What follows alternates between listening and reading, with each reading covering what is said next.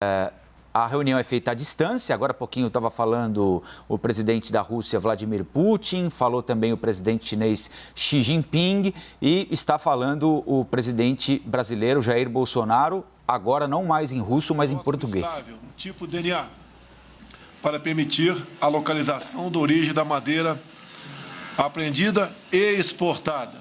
Então revelaremos nos próximos dias o nome dos países que importam essa madeira ilegal nossa, através da imensidão que é a região amazônica, porque daí, sim, estaremos mostrando que esses países, alguns deles que muitos nos criticam, em parte, têm responsabilidade nessa questão.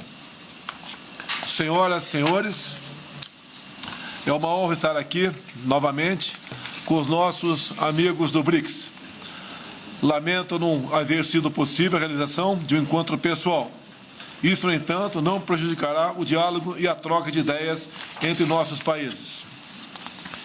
Quero saudar o trabalho da presidência de turno da Rússia, que manteve o agrupamento ativo e aprofundou iniciativas... Sem tradução. Sem tradução para isso, desce. Desde quando? Não ouviram nada da madeira.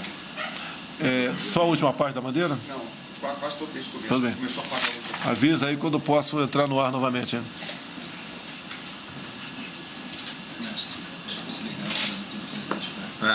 Aqui não tem nada a ver.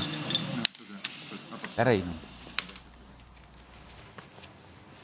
Bom, nós estamos aí com as imagens do presidente Jair Bolsonaro. Houve um pequeno problema na transmissão aí. Nós vimos que o presidente Jair Bolsonaro começou a fazer o discurso, depois ele foi avisado por alguém de que havia algum problema na transmissão e foi possível captar, inclusive, o momento em que o presidente da República pediu para que fosse avisado sobre quando ele poderia retomar o discurso. Eu lembro que esta reunião dos BRICS deveria ter ocorrido no meio do ano, não ocorreu, evidentemente, por causa da pandemia. Vocês estão vendo aí a imagem agora dos representantes da Rússia, da África do Sul, da Índia e da China também, além do presidente Jair Bolsonaro. É uma reunião virtual com os líderes destes países, evidentemente, para evitar o deslocamento desnecessário.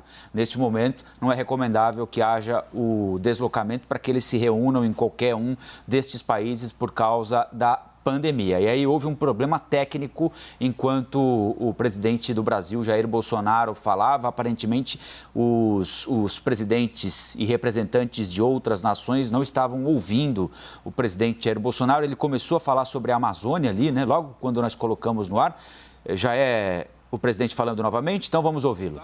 Tipo DNA, para permitir a localização da origem de madeira apreendida. Não apenas apreendida, mas o que é mais importante, a exportá-la também. Então, estaremos revelando nos próximos dias países que têm importado madeira e estaleiro de forma ilegal da Amazônia. E alguns desses países são os mais severos críticos ao meu governo tocante a essa região amazônica. Creio que depois dessa manifestação, que interessa a todos, por que não dizer no mundo, essa prática diminuirá em muito nessa região. É uma honra estar novamente com nossos parceiros do BRICS. Lamento não haver sido possível a realização de um encontro pessoal. Isso, no entanto, não prejudicará o diálogo e a troca de ideias entre nossos países. Quero saudar o trabalho da presidência de turno da Rússia, que manteve o agrupamento ativo e aprofundou iniciativas de cooperação em diversas áreas, mesmo diante de circunstâncias desafiadoras. Também quero dizer que o Brasil muito se orgulha de ter conduzido, no ano passado, a presidência de turno do BRICS, que teve como foco a cooperação intrabloco, com o propósito de alcançar os resultados concretos que beneficiassem nossas populações.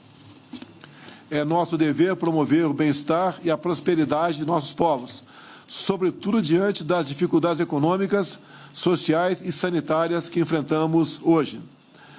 Nossos governos são cobrados, com razão, pelo bom uso dos recursos financeiros e humanos, ainda mais escassos diante da crise provocada pela pandemia.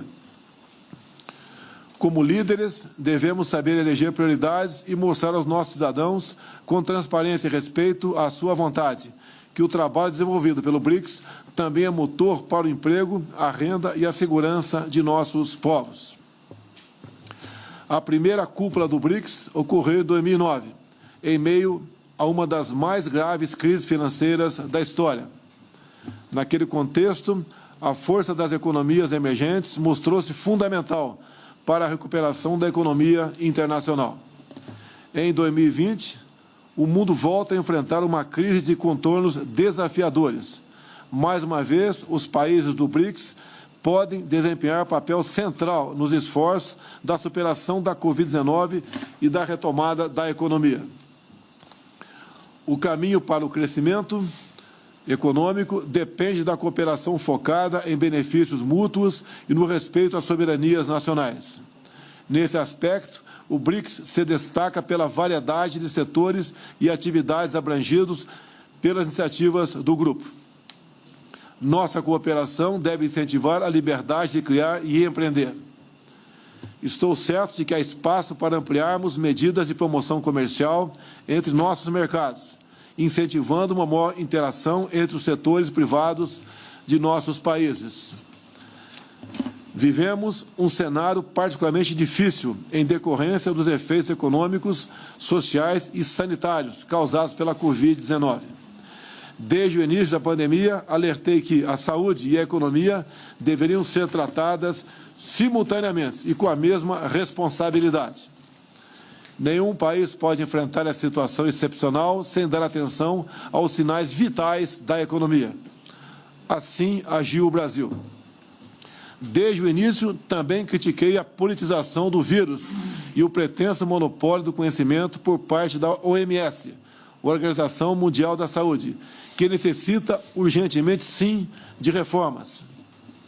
É preciso ressaltar que a crise demonstrou a centralidade das nações para a solução dos problemas que hoje acometem o mundo.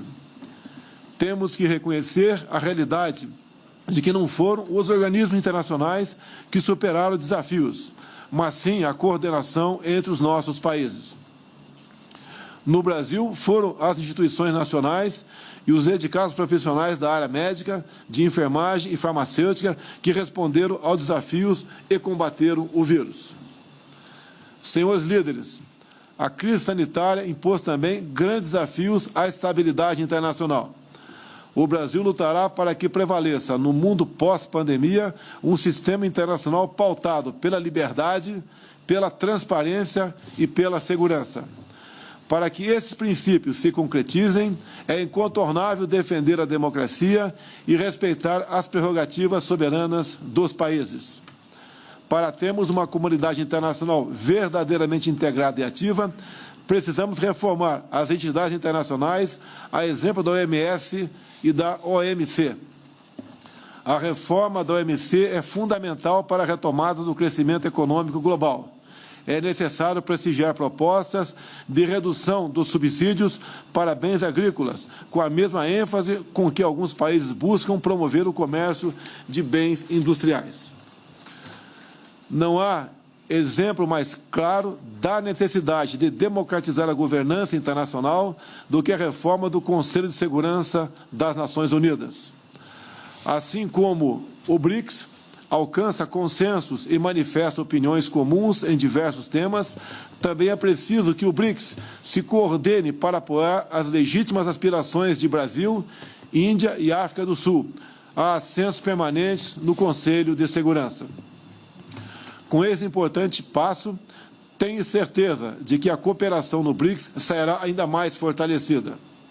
Se foi possível manter a agenda do BRICS em 2020, isso se deve à solidez de nosso diálogo e à condução determinada por parte da presidência de turno da Rússia, a quem novamente congratulo. Ao amigo primeiro-ministro Modi e à Índia, asseguro que terão do Brasil, em 2021, o mesmo apoio conferido à Rússia neste ano. Desejo que a presidência da Índia seja exitosa e traga um futuro ainda mais promissor ao BRICS. Muito obrigado.